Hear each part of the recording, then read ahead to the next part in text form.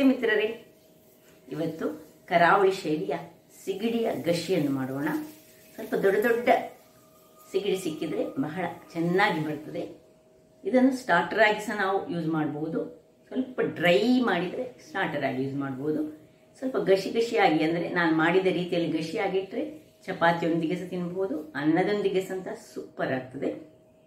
ಹಾಗಿರುವಾಗ ಈ ಒಂದು ಸಿಗಡಿಯ ಗಶಿಯನ್ನು ಹೇಗೆ ಮಾಡುವುದು ಎಂದು ನೋಡುವ ಮೊದಲು ಯಾರೆಲ್ಲ ನನ್ನ ಚಾನಲನ್ನು ನೋಡ್ತಿದ್ದೀರಿ, ಯಾರೆಲ್ಲ ಇನ್ನೂ ಸಬ್ಸ್ಕ್ರೈಬ್ ಮಾಡಿಲ್ಲ, ದಯವಿಟ್ಟು ಸಬ್ಸ್ಕ್ರೈಬ್ ಮಾಡಿ ಸಪೋರ್ಟ್ ಮಾಡಿ ಅಂತ ಹೇಳುತ್ತಾ ಬನ್ನಿ ಈ ರುಚಿಕರವಾದ ಕರಾವಳಿ ಶೈಲಿಯ ಈ ಸಿಗಡಿಯ ಗಶಿಯನ್ನು ಹೇಗೆ ಮಾಡುವುದು ಎಂದು ನೋಡೋಣ.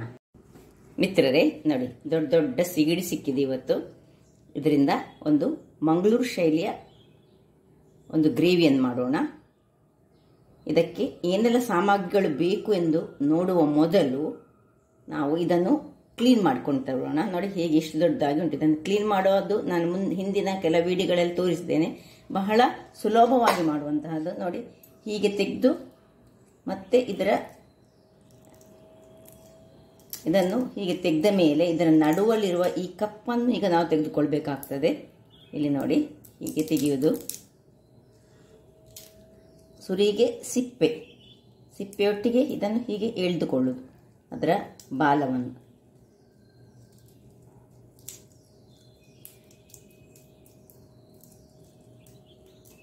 ಹೀಗೆ ಎಳೆದು ಇದರ ನಡುವಲ್ಲಿರುವ ಒಂದು ಕಪ್ಪಗಿನ ಇದನ್ನು ತೆಗೆದುಕೊಳ್ಬೇಕಾಗ್ತದೆ. ಇಲ್ಲಿ ಹೀಗೆ ಬರ್ತದೆ. ಇದನ್ನು ಈ ಒಂದು ಭಾಗವನ್ನು ನಾವು ತೆಗೆದುಕೊಳ್ಬೇಕು. ಎಳೆದು ತೆಗೆದುಕೊಂಡ್ರೆ ಹೀಗೆ ಮಾಡಿ ತೆಗೆದ್ರೆ ಚೆನ್ನಾಗಿ ಬಂದು ಮೊದಲು ಸಿಪ್ಪೆ ತೆಗೆದುಕೊಳ್ಬೇಕು ಅಷ್ಟೇ, ಇರುವುದು ಇದರಲ್ಲಿ ಅಷ್ಟೇ. ಮತ್ತೆ ಒಳ್ಳೆ ಕ್ಲೀನ್ ಮಾಡಿಕೊಳ್ಬೇಕು. ಕ್ಲೀನ್ ಮಾಡಿ ಹಳದಿಯಲ್ಲಿ ಹಾಕಿಟ್ಟುಕೊಳ್ಬೇಕು. ಎಲ್ಲವನ್ನು ಮಾಡಿ ನಾನು ತೋರಿಸ್ಕೊಳ್ತೇನೆ ನಿಮಗೆ. ವೀಕ್ಷಕರೇ ನೋಡಿ, ಎಲ್ಲ ಸಿಗಡಿಗಳು ರೆಡಿ ಆಯ್ತು. ನೋಡಿ ಕ್ಲೀನ್ ಎಲ್ಲ ಮಾಡಿ ತಂದೇನೆ. ಈಗ ಇದಕ್ಕೆ ಉಪ್ಪು, ರುಚಿಗೆ ತಕ್ಕಷ್ಟು ಉಪ್ಪು, ಇನ್ನು ಹಳದಿ ಪೌಡರ್,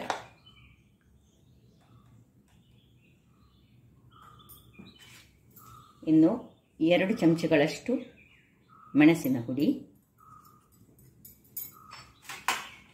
1 ಚಮಚದಷ್ಟು ಕೊತ್ತಂಬರಿ ಪುಡಿ, 1 ಚಮಚದಷ್ಟು ಜೀರಾ, ಮತ್ತೆ ಒಂದು ಅರ್ಧ ಚಮಚದಷ್ಟು ನಾವು ವಿನಿಗರನ್ನು ಹಾಕ್ತಾ ಇದ್ದೇವೆ. ನೋಡಿ ಅರ್ಧ ಚಮಚದಷ್ಟು ವಿನಿಗರ್ ಇರದಿದ್ದರೆ ನೀವು ಈ ಲೆಮನ್ ಜ್ಯೂಸನ್ನು ಸಹ ಹಾಕ್ಕೊಳ್ಬೋದು. ವಿನಿಗರ್ ಇದ್ದರೆ ವಿನಿಗರನ್ನು ಹಾಕ್ಕೊಳ್ಳಿ. ಕೆಲವರ ಹತ್ರ ವಿನಿಗರ್ ಇರೋದಿಲ್ಲ, ಲೆಮನ್ ಜ್ಯೂಸನ್ನು ಹಾಕಿ ಇದನ್ನು ಹೀಗೆ ಮ್ಯಾರಿನೇಟ್ ಮಾಡಿ ಸ್ವಲ್ಪ ಒಂದು ಗಂಟೆ ಕಾಲ ಮಿನಿಮಮ್ ಆದರೂ ನಾವು ಇದನ್ನು ಮುಚ್ಚಿಟ್ಟುಕೊಳ್ಳೋಣ. ಇದನ್ನು ಮುಚ್ಚಿಟ್ಟು ಪಕ್ಕಕ್ಕಿಟ್ಕೊಳ್ಳೋಣ. ಈಗ ಉಳಿದ ಸಾಮಗ್ರಿಗಳು ಏನು ಬೇಕು ಹೇಳಿದರೆ, ನಮಗೆ ಈ ಸಣ್ಣ ಈರುಳ್ಳಿ, ಸಾಂಬಾರು ಈರುಳ್ಳಿ ಏನು ಹೇಳ್ತೀವಿ ನೋಡಿ, ಅದು ಬೇಕು. ಅದು ಇರದಿದ್ದರೆ ನೀವು ಬೇರೆ ಈರುಳ್ಳಿಗಳನ್ನು ಸಹ ಯೂಸ್ ಮಾಡ್ಕೊಳ್ಬೋದು. ಮತ್ತು ಒಂದು ಅರ್ಧ ಇಂಚಿನಷ್ಟು ಶುಂಠಿ ಬೇಕು, ಕರಿ ಲೀವ್ಸ್ ಬೇಕು, ಮತ್ತು ಗ್ರೀನ್ ಚಿಲ್ಲೀಸ್ ನಿಮ್ಮ ಖಾರಕ್ಕೆ ತಕ್ಕ. ನಾನು 3 ಚಿಲ್ಲೀಸ್ ತೆಗೆದುಕೊಂಡಿದ್ದೇನೆ, ಯಾಕೆಂದರೆ ಆಲ್ರೆಡಿ ಅದಕ್ಕೆ ನಾವು ಮೆಣಸಿನ ಪುಡಿಯನ್ನು ಹಾಕ್ಕೊಂಡಿದ್ದೇವೆ. ಇನ್ನು ತುಪ್ಪ ಅಥವಾ ಎಣ್ಣೆ, ಮತ್ತು ಸ್ವಲ್ಪ ಕ್ರೀಮ್.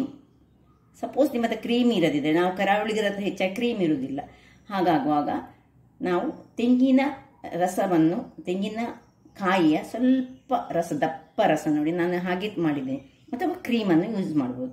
ಈಗ ಮೊದಲಿಗೆ ಒಂದು ಮಿಕ್ಸಿ ಜಾರಿನಲ್ಲಿ ಈ ಎಲ್ಲ ಸಣ್ಣ ಸಣ್ಣ ಸಾಂಬಾರು ಈರುಳ್ಳಿ, ಒಂದು 5 ಸಾಂಬಾರು ಈರುಳ್ಳಿ, 5-6 ಬೇಕು, ಮತ್ತು ಈ ಅರ್ಧ ಇಂಚಿನಷ್ಟು ಶುಂಠಿ, 3 ಕಾಯಿಮೆಣಸು, ಮತ್ತು ಕರಿ ಲೀವ್ಸ್ ಬೇಕು ನಮಗೆ. ಇದನ್ನು ಕರಿ ಲೀವ್ಸನ್ನು ಹಾಕ್ಕೊಂಡು ಈ ಕರಿ ಲೀವ್ಸನ್ನು ಸ್ವಲ್ಪ ಇಲ್ಲಿ ಮ್ಯಾರಿನೇಟ್ ಮಾಡಲಿಕ್ಕೆ ಇಟ್ಕೊಂಡಂಥದ್ದು ಇದಕ್ಕೆ ಸಹ ಸ್ವಲ್ಪ ಹಾಕ್ಕೊಂಡ್ರೆ ಒಳ್ಳೆಯದಾಗ್ತದೆ. ಸಣ್ಣದಾಗಿ ನಾವು ಹೆಚ್ಚಿಟ್ಕೊಂಡು ಅದೇ ಹಾಕಿದರೆ ಸಹ ಸ್ವಲ್ಪ ಅದು ಪರಿಮಳಕ್ಕೆ ಸ್ವಲ್ಪ ಒಳ್ಳೆಯದಾಗ್ತದೆ. ಅದರಷ್ಟಕ್ಕೆ ಅದನ್ನು ನೀರು ಬಿಡ್ತದೆ. ನಾನು ಒಳ್ಳೆ ನೀರು ತೆಗೆದಿದ್ದೇನೆ, ಇದು ಕ್ಲೀನ್ ಮಾಡಿ ಆದಮೇಲೆ ಅದನ್ನು ಹಿಂಡಿ ನೀರು ತೆಗೆದಿದ್ದೇನೆ. ಈಗ ಇದನ್ನು ನಾನು ಗ್ರೈಂಡ್ ಮಾಡಿ ತರ್ತೇನೆ. ವೀಕ್ಷಕರೇ, ಇಲ್ಲಿ ನೋಡಿ ತರಿಯಾಗಿ ನಾನು ರುಬ್ಬಿ ತಂದೆ. ಒಮ್ಮೆ ಬೇಕಿದ್ರೆ ನಿಮಗೆ ತೋರಿಸ್ತೇನೆ ಹೇಗೆ ಉಂಟಂತ. ನೋಡಿ, ಈ ರೀತಿಯಾಗಿ ಬರಬೇಕು, ತುಂಬ ಸಣ್ಣ ಆಗಬಾರ್ದು. ಸೊ ಈಗ ಇದನ್ನು ಪಕ್ಕಕ್ಕೆ ಇಟ್ಕೊಳ್ಳೋಣ. ಇಲ್ಲಿ ಒಂದು ಮಣ್ಣಿನ ಇದನ್ನು ನಾನು ಇಟ್ಕೊಳ್ತಿದ್ದೇನೆ. ಇದನ್ನು ಇಲ್ಲಿ ಇದು ಮಿನಿಮಮ್ ನಮಗೆ ಒಂದು ಗಂಟೆ ಕಾಲ ಆದರೂ ನಾವು ಇದನ್ನು ಮ್ಯಾರಿನೇಟ್ ಮಾಡಬೇಕು. ಇಲ್ಲಿ ಇದಕ್ಕೆ ತುಪ್ಪ ಅಥವಾ ಎಣ್ಣೆ ನಿಮಗೆ ಯಾವುದು ಬೇಕೋ ಅದನ್ನು ಹಾಕ್ಕೊಳ್ಬೋದು. ಎಣ್ಣೆ ಬೇಕಿದ್ರೆ ಎಣ್ಣೆ ಹಾಕ್ಕೊಳ್ಬೋದು, ತುಪ್ಪ ಬೇಕಿದ್ರೆ ತುಪ್ಪ ಹಾಕ್ಬೋದು. ಒಂದು 5 ಚಮಚದಷ್ಟು ಎಣ್ಣೆ ಬೇಕು ಅಥವಾ ತುಪ್ಪ. ನಾನು ಸ್ವಲ್ಪ ಅದರೊಟ್ಟಿಗೆ ಮಿಕ್ಸ್ ಮಾಡಲಿಕ್ಕೆ ತುಪ್ಪ ಸಹ ಹಾಕ್ಕೊಳ್ತಿದ್ದೇನೆ. ನೋಡಿ, ನಾನು ಒಂದು 2 ಚಮಚದಷ್ಟು ತುಪ್ಪ ಮತ್ತು 3 ಚಮಚದಷ್ಟು ಎಣ್ಣೆಯನ್ನು ಹಾಕ್ಕೊಂಡೆ. ನಿಮಗೆ ಬೇಕಿದ್ರೆ ಖಾಲಿ ಎಣ್ಣೆ ಸಹ ಹಾಕ್ಕೊಳ್ಬೋದು ಅಥವಾ ತುಪ್ಪದಲ್ಲಿ ಸಹ ಹಾಕ್ಕೊಂಡು ನಾವು ಮಾಡ್ಬೋದು. ಎರಡರಲ್ಲಿ ಯಾವುದೂ ಸಹ ಆಗ್ತದೆ. ಇದು ಸ್ವಲ್ಪ ಬಿಸಿ ಆಗಲಿ. ವೀಕ್ಷಕರೇ, ಇಲ್ಲಿ ನೋಡಿ ಎಣ್ಣೆ ಬಿಸಿ ಆಯಿತು. ಎಣ್ಣೆ ಮತ್ತು ತುಪ್ಪ ಮಿಕ್ಸ್ ಮಾಡಿದೆ ನಾನು. ಈ ನಾವು ಗ್ರೈಂಡ್ ಮಾಡಿದಂತಹ ಇದಕ್ಕೆ ಹಾಕೋಣ.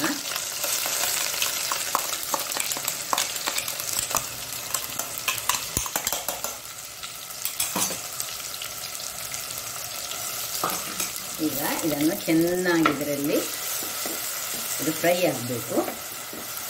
ಒಳ್ಳೆ ಚೆನ್ನಾದ ಈ ತುಪ್ಪ ಮತ್ತು ಎಣ್ಣೆಯಲ್ಲಿ ಅದು ಸ್ವಲ್ಪ ಗೋಲ್ಡನ್ ಬ್ರೌನ್ ಆಗೋ ತನಕ ಇದನ್ನು ನಾವು ಫ್ರೈ ಮಾಡ್ಕೊಳ್ಳೋಣ.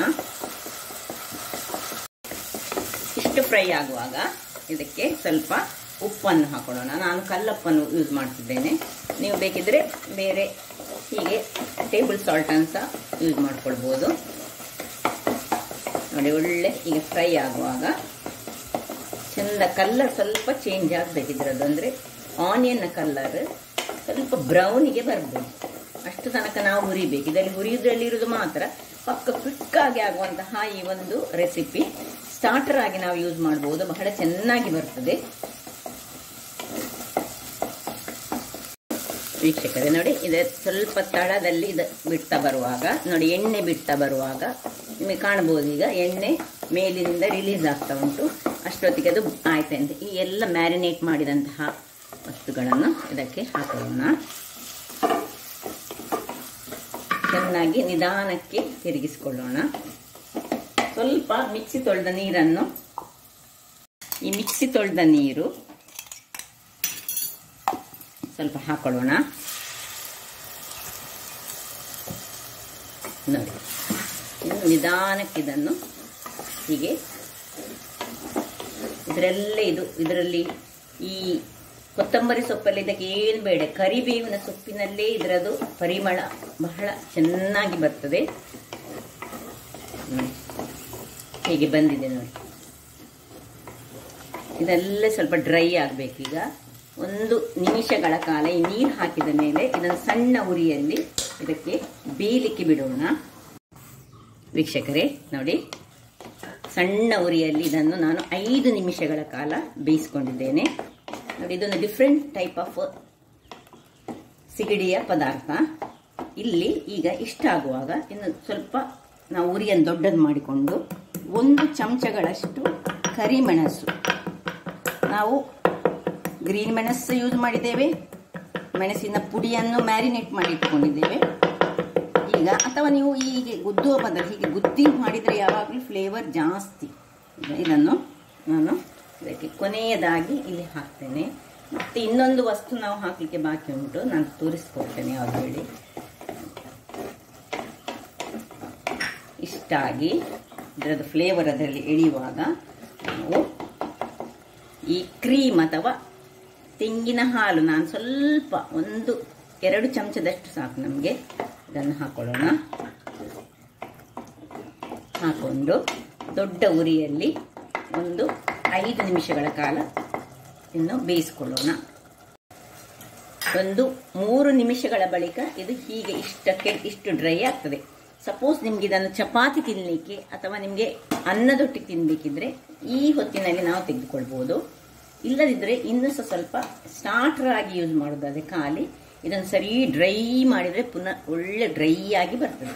ಈಗ ನನಗೆ ಚಪಾತಿ ಒಟ್ಟಿಗೆ ತಿನ್ನಲಿಕ್ಕೆ ಇದು ಬೇಕು, ಅದರಿಂದಾಗಿ ಇದನ್ನು ಆಫ್ ಮಾಡಿಕೊಡ್ತಿದ್ದೇನೆ. ನೋಡಿ, ಸರ್ವ್ ಮಾಡ್ತಿದ್ದೇನೆ. ನೋಡಿ ಹೀಗೆ ಬರ್ತಾ ಉಂಟು. ಸ್ಮೆಲ್ಲಂತೂ ಪರಿಮಳ ಬಹಳ ಘಮಿಸ್ತಾ ಉಂಟು.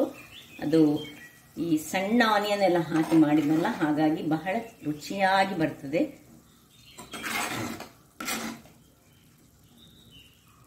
ಹೀಗೆ ಬಂತು ನೋಡಿ.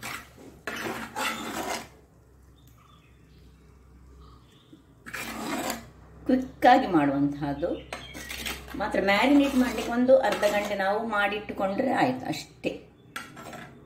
ನೋಡಿದ್ರಲ್ಲ ವೀಕ್ಷಕರೇ, ಒಂದು ಸುಲಭ ರೀತಿಯ ಸಿಗಡಿಯಿಂದ ಮಾಡಿದಂತಹ ಕರಾವಳಿ ಶೈಲಿಯ ಒಂದು ಸ್ಟಾರ್ಟರ್ಸ್ ಹೇಳ್ಬೋದು, ಅಥವಾ ನೀವು ಇದನ್ನು ಗ್ರೇವಿಯಾಗಿ ಸಹ ಯೂಸ್ ಮಾಡ್ಕೊಳ್ಬೋದು. ಹಾಗಾದರೆ ನನ್ನ ಈ ಕುಕಿಂಗ್ ಚಾನಲ್ ನಿಮಗೆ ಇಷ್ಟ ಆದರೆ ಬೋಳೂರು ಸುವರ್ಣ ಚಾನಲನ್ನು ಲೈಕ್ ಮಾಡಿ, ಶೇರ್ ಮಾಡಿ, ಹಾಗೆ ಸಬ್ಸ್ಕ್ರೈಬ್ ಮಾಡಿ, ಹಾಗೂ ನನ್ನ ಇನ್ಸ್ಟಾಗ್ರಾಮ್ ಪೇಜನ್ನು ಫಾಲೋ ಮಾಡಿ. ಧನ್ಯವಾದಗಳು.